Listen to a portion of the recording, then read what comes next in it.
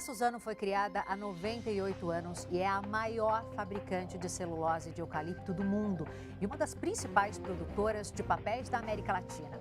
No ano passado, a empresa bateu recorde de geração de caixa operacional e está preparando aí para 2022 investimentos na ordem de 13 bilhões de reais, incluindo a construção de uma nova fábrica. O JR Business de hoje tem o prazer de receber o Marcelo Batti, que é CFO da Suzano. Marcelo, muito obrigada pela tua participação aqui com a gente. Eu que agradeço, Adriana. É um prazer estar aqui com vocês. O JR Business, você já sabe, é o seu espaço para falar sobre negócios e para acompanhar trajetórias de sucesso. Todas as terças-feiras, um novo episódio que você pode acompanhar nas plataformas digitais da Record TV.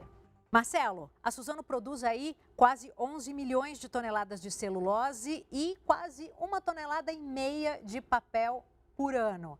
Exporta para mais de 100 países. De onde vem tanto eucalipto? Conta pra gente.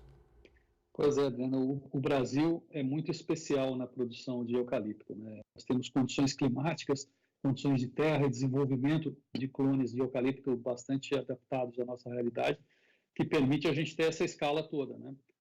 Hoje, o Brasil é o lugar que se produz eucalipto para a produção de celulose mais barato no mundo, né? Com menor custo de produção do mundo. Então, a Suzano foi crescendo dentro desse ambiente. A Suzano, há mais de 50 anos, foi, na verdade, a criadora da celulose a partir de eucalipto. E a gente vem crescendo. Hoje, a gente tem mais de 1 milhão de hectares aí, plantados com eucalipto em vários estados do Brasil e com muita produtividade, aí, fruto de investimentos que foram sendo feitos ao longo dos anos, né? Então, acho que a gente estar no Brasil é uma das explicações aí de onde vem tanto eucalipto assim. Cada vez mais o meio ambiente é uma preocupação. Como ser sustentável produzindo tanto, Marcelo? A gente tem uma vantagem no nosso modelo de negócios, que normalmente o eucalipto acaba entrando, constituindo florestas em áreas que previamente eram áreas degradadas, eram áreas de pasto, por exemplo. Então, nós temos uma situação muito especial no nosso negócio, em que não existe nenhum tipo de contradição ou dicotomia entre produção e sustentabilidade. Na verdade, toda vez que a gente cresce, que a gente planta mais eucalipto para produzir mais celulose, na verdade, a gente está criando novas florestas, está capturando mais carbono e está criando externalidades positivas para o país e para a natureza. Isso sem falar das áreas de reserva, né? Como nós temos aí o Código Florestal que exige diferentes proporções dependendo do estado. Em relação a florestas nativas versus florestas plantadas, também toda vez que a gente cresce em florestas plantadas, a gente traz junto reservas de florestas nativas. Então, o nosso negócio tem essa característica muito especial de que quanto mais ele cresce, mais positivos são os efeitos que a gente cria para a sociedade. Vocês gostam de falar em inovação a serviço da sustentabilidade, né? Explica para a gente. Eu acho que, a começar pelo próprio eucalipto, né? Como eu falei para você, produzir celulose a partir do eucalipto foi uma inovação da Suzano. Até aquele momento se produzia-se muito a partir do pinus. Esse espírito de inovação e a inovação ligada à sustentabilidade, a gente até cunhou um termo aqui que a gente chama de inovabilidade, está no sangue da companhia e está naquilo que a gente acredita que vai ser o nosso futuro, né? Nós temos aí uma matéria-prima que é totalmente renovável, né? São todas as florestas que a gente opera são plantadas, quer dizer, a gente planta e colhe, é uma agricultura de florestas, num produto que é renovável e que produz produtos finais que são, na maior parte deles, recicláveis e biodegradáveis. Então, todo esse processo é um ciclo muito favorável, né? Então, para a natureza. Então, é uma forma de você gerar valor, compartilhar valor e gerar externalidades positivas também. A gente começou a nossa conversa aqui, eu destacando que a Suzano é uma das principais produtoras de papéis da América Latina. Agora, nas últimas décadas, a tecnologia tem feito com que a gente use cada vez menos papéis, né? Vocês têm sentido isso? Algum prejuízo? Ou como é que vocês têm lidado aí com o avanço da tecnologia que impacta no menor uso de papel? A gente, quando fala de papel, a nossa tendência é sempre pensar no papel que a gente escreve. Mas são muitos tipos de papéis que a gente produz e que os nossos clientes produzem também.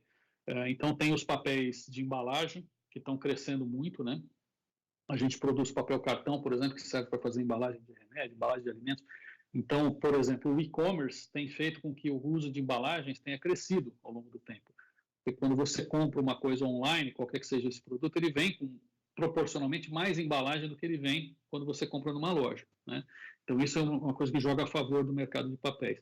Os papéis sanitários, né, que são papéis higiênicos, guardanapo, papel toalha, tem um consumo crescente ao longo do tempo, porque à medida que a população vai se tornando mais urbana, vai aumentando sua renda, ela tende a consumir mais esse tipo de papel também. Aí nós temos papéis especiais, papéis de revestimento, rótulos. Então, o papel de imprimir e escrever é um segmento importante, mas não é o único, né?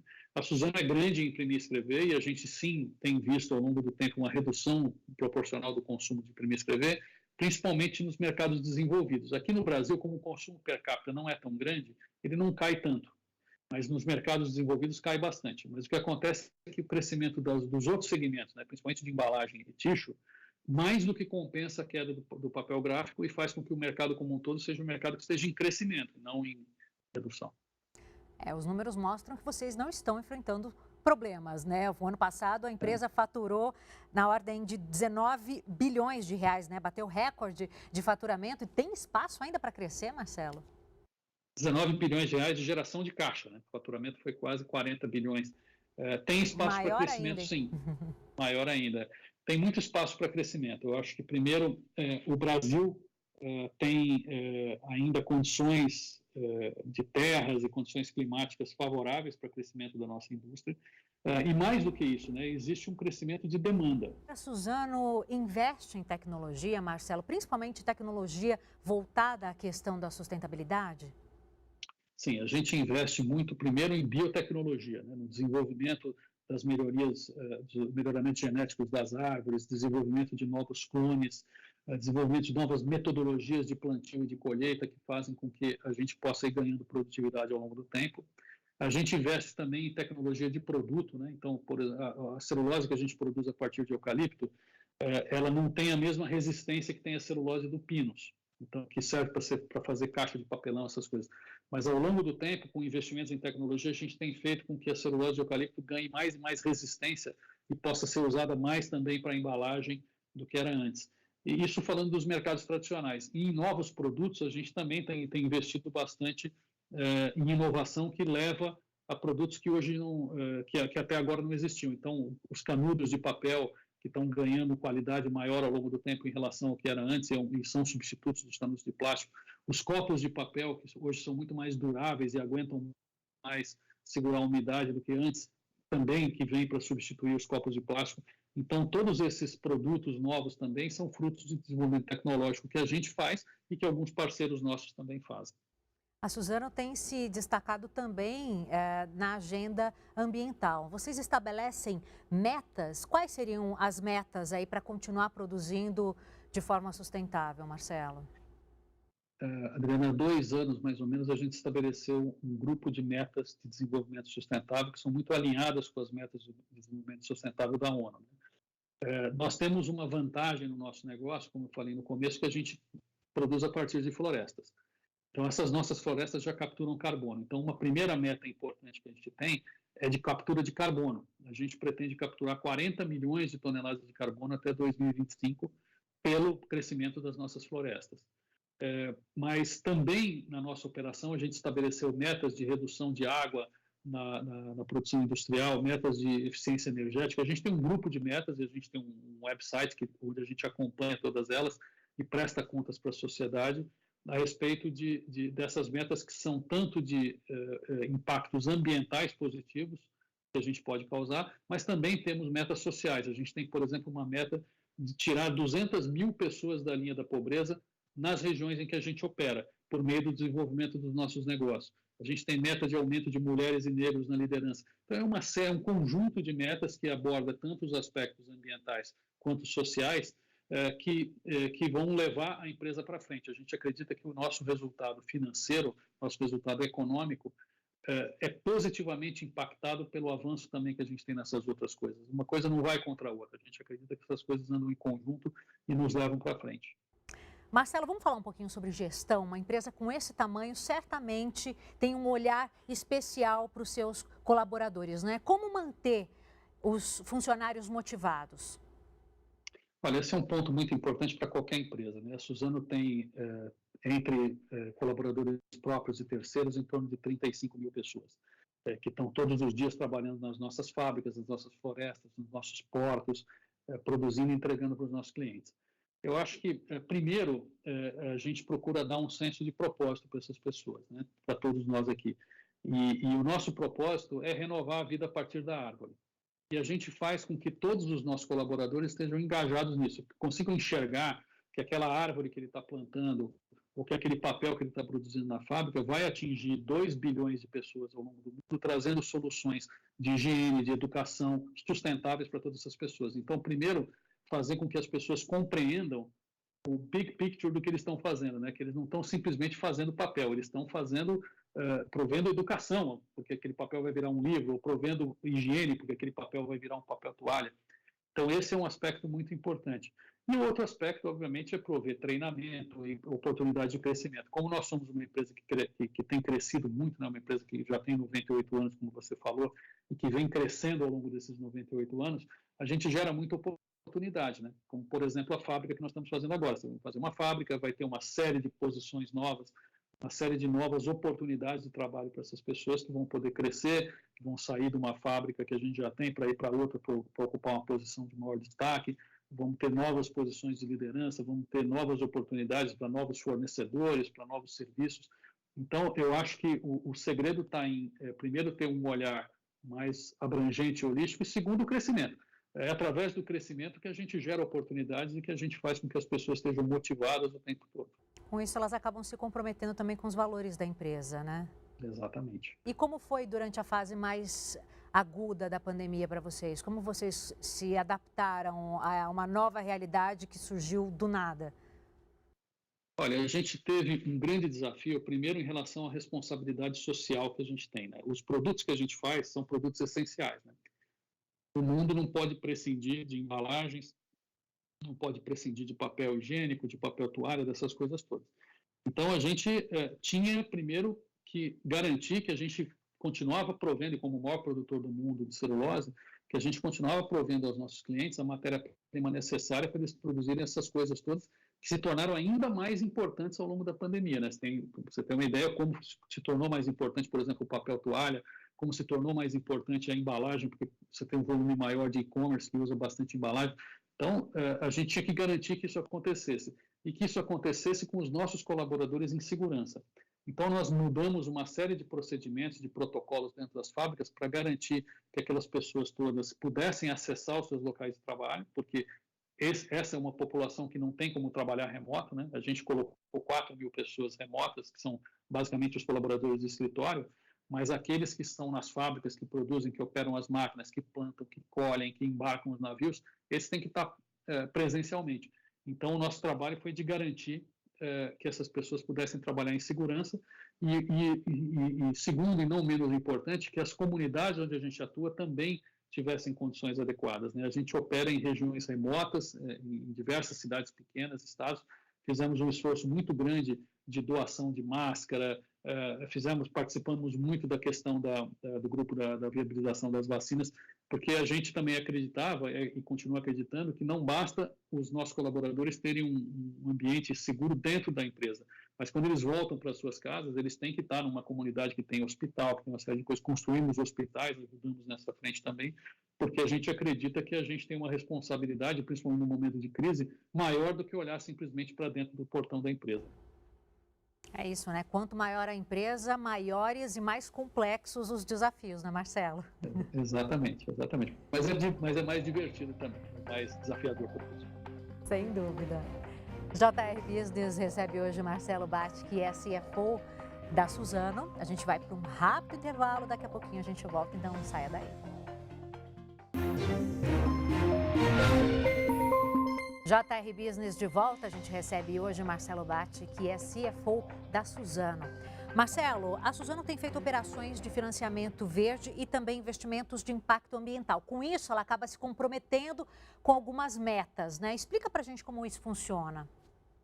Olha, esse é um mecanismo muito interessante. A Suzano foi a segunda empresa do mundo a entrar nesse mercado de financiamentos e empréstimos relacionados à sustentabilidade, né? E hoje, mais ou menos 40% da dívida que a gente é uma empresa que tem uma dívida de tamanho grande em função de ser muito intensiva em capital, né? 40% dessa dívida é ligada à sustentabilidade. Como é que funciona isso? Vou dar o exemplo da última operação que a gente fez. A gente foi ao mercado para captar 750 milhões de dólares para poder usar em alguns investimentos que a gente vai fazer. Por exemplo, essa fábrica. A gente se comprometeu com o mercado dizendo o seguinte, olha, eu vou, durante a vida desse financiamento aí, eu vou, primeiro, me comprometer a reduzir a utilização de água nas minhas operações industriais e, segundo, aumentar o número de mulheres na liderança da companhia, uma meta ambiental e uma meta social. O que significa que o investidor, quando me empresta o dinheiro na partida, ele aceita receber uma taxa mais baixa, porque ele reconhece que esses compromissos que a gente está assumindo vão gerar benefícios para a sociedade. E tem uma série de investidores no mundo que tem parte dos seus recursos alocados para esse tipo de investimento. Então, o cara aceita receber uma rentabilidade menor porque ele sabe que aquilo está gerando um impacto positivo. Isso faz com que a gente consiga se financiar mais barato, consiga executar projetos de forma mais interessante e gerando benefícios para a sociedade, ambientais e sociais. Agora, um outro assunto que é muito interessante, mas que precisa avançar muito, é uma discussão que tem avançado, mas precisa ainda avançar muito, é a questão do crédito de carbono, né? A Suzano tem muito potencial para ser uma grande vendedora de crédito de carbono. Explica para a gente em que pé que está essa discussão e o papel da Suzano nisso. O mecanismo de negociação de crédito de carbono basicamente vem de empresas ou entidades que capturam carbono, que podem, em tese, vender essa sua capacidade de capturar carbono para empresas que emitem carbono, de modo que você crie um benefício para a sociedade como um todo. Existe um conceito importante que é o da adicionalidade, né? Quer dizer, eu só posso vender créditos além daquilo que eu já gero hoje. Então, eu tenho uma floresta grande já que está capturando carbono, mas que já está plantada faz tempo. Eu só consigo vender créditos sobre novas florestas que eu plantar e vão capturar carbono adicional, né? Então, essa é uma primeira regra importante. Aí está se definindo no mundo um mecanismo de negociação para isso, né? Então, parte da discussão da COP26 foi se criar um mercado global para isso, porque hoje nem todo o crédito gerado em alguns países não é aceito por outros países. Então, você não pode negociá-lo livremente. Então, o mundo está, a partir das discussões da COP26, avançando na constituição, que ainda não tem, que é um mercado global de carbono, que é aqui no Brasil gerar crédito e poder vender para uma empresa, sei lá, na Austrália, em qualquer outro lugar. Isso ainda não é possível de ser feito hoje, mas será. Nesse meio tempo, nada impede que você faça negociações bilaterais, né? Eu posso vender o meu crédito de carbono para uma empresa X em algum lugar, num mecanismo que não seja através de uma bolsa. Então, tem uma série de negociações bilaterais, assim, paralelas, que já estão acontecendo. Nós não fizemos ainda a venda de nenhum crédito, mas pretendemos fazer em breve, justamente nessas negociações bilaterais. E, enquanto isso, a gente tem trabalhado também bastante para poder viabilizar esse mercado global, que aí sim vai dar muito mais liquidez para empresas como nós podermos vender esses créditos e gerar uma fonte adicional de receita. No intervalo a gente estava conversando e você falou para mim sobre novos usos da celulose. Eu achei muito interessante. Conta para gente. Você sabe, o uso tradicional da celulose é para fazer papéis de diversos tipos, né?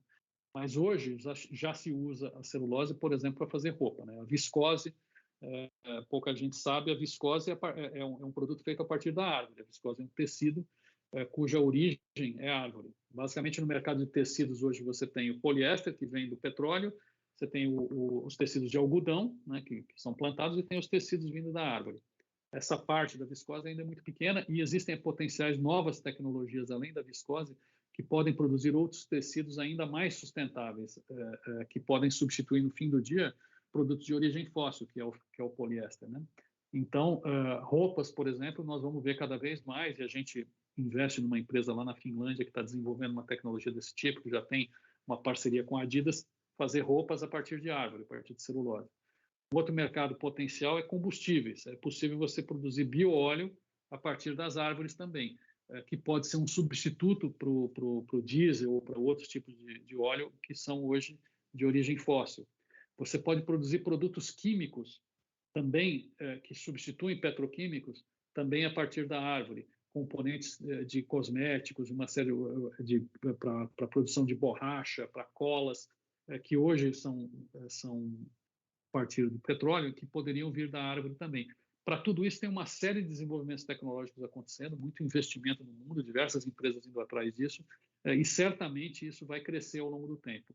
Marcelo, a Suzano exporta para mais de 100 países e na Bahia tem a Veracel, que é em parceria com uma empresa europeia, né? A Veracel é uma empresa que pertence 50% à Suzano e 50% à Stora Enso, que é uma empresa da Finlândia, na verdade. E é uma sociedade que nós temos lá. E, além disso, nós temos outras fábricas que são 100% da Suzano, né? Então, o nosso negócio é um negócio global, né? O mercado de celulose é um mercado global. A gente produz mais ou menos 11 milhões de toneladas por ano de celulose, o mercado global é um mercado de 35 milhões de toneladas, o mercado brasileiro é uma fração disso, então só faz sentido produzir 11 milhões de toneladas para vender, para exportar, porque aqui no Brasil não teria mercado para tudo isso. E o Brasil tem muita competitividade de exportação de celulose, como tem, na verdade, no agronegócio como um todo, né? Nós estamos inseridos aí nessa realidade do agronegócio, negócio florestal. Então, essa competitividade nos permite poder ter um volume do tamanho que a gente tem, e isso nos obriga a atuar no mercado global. Hoje, 50% mais ou menos das nossas exportações vão para a China, 30% vão para a Europa e 20% ficam aqui nas Américas. E o crescimento no mundo está muito... A Ásia cresce mais do que as outras regiões do mundo, né? Então, quando a gente faz uma nova fábrica, provavelmente esse volume adicional vai acabar indo quase todo ele para a Ásia. Então, para que isso seja possível, isso é necessário investimento também em navios, em outras coisas que a gente também está fazendo para poder transportar.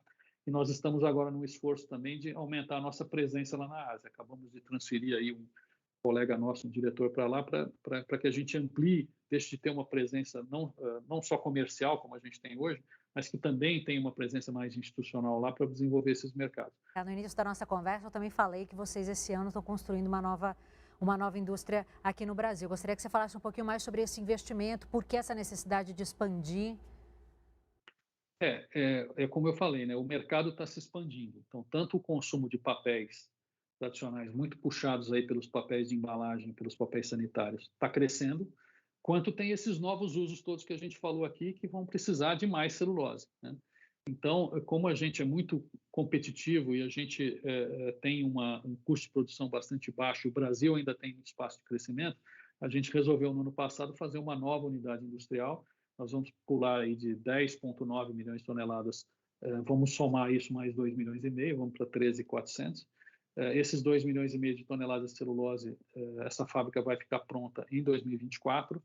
Ela fica no município de Ribas do Rio Pardo, no Mato Grosso do Sul, que é uma região de altíssima produtividade florestal, onde nós começamos a plantar já há alguns anos, né? O nosso setor é de ciclo longo, né? Para você fazer uma fábrica, você tem que ter a floresta primeiro, né? Isso já está sendo feito há algum tempo.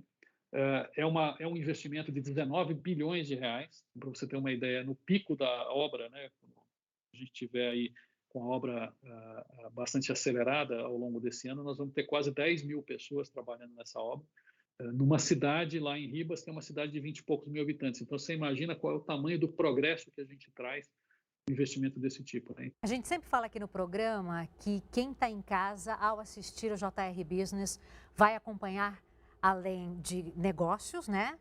Discussões sobre negócios, trajetórias de sucesso. Então, antes da gente encerrar a nossa conversa, eu gostaria que você falasse rapidamente sobre a sua trajetória, como é fazer parte da Suzano, né, que tem todos esses valores que você muito bem destacou ao longo desse programa, e o que a gente pode esperar da empresa aí nos próximos anos. Legal. Bom, eu trabalho aqui na Suzano há 11 anos, né? Trabalhei em algumas funções aqui e sou formado em administração, com mestrado em administração. Comecei minha carreira no mercado financeiro e depois acabei indo para a trajetória dentro de empresas. E estou muito contente aqui e com o que a gente conseguiu construir ao longo desses últimos 11 anos, né? O que a gente pode esperar da Suzano no futuro é continuar trazendo para a sociedade soluções de altíssima competitividade, né, de baixo custo, alta escala e muita sustentabilidade. JR Business recebeu hoje Marcelo Datti, que é CFO da Suzano. Muito obrigada pela tua participação aqui com a gente. Foi muito bacana esse bate-papo. Espero que você tenha gostado, Marcelo. Eu adorei. Estou sempre à disposição aí para vir aqui conversar com vocês. Muito obrigado. O JR Business, você já sabe, está disponível nas plataformas digitais da Record TV. Você pode assistir a hora em que você quiser, mas toda terça-feira tem um episódio novo. Muito obrigada pela tua companhia e até a próxima.